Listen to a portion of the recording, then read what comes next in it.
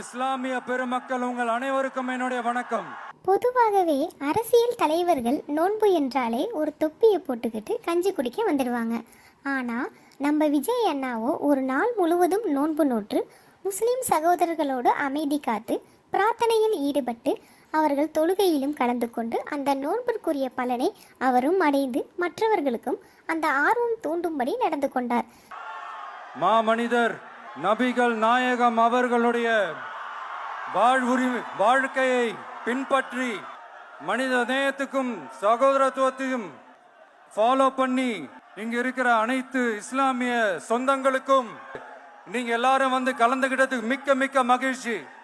இந்த சம்பவம் அனைத்து தரப்பு மக்களுக்கும் ஒரு உற்சாகமாகவே இருந்தது.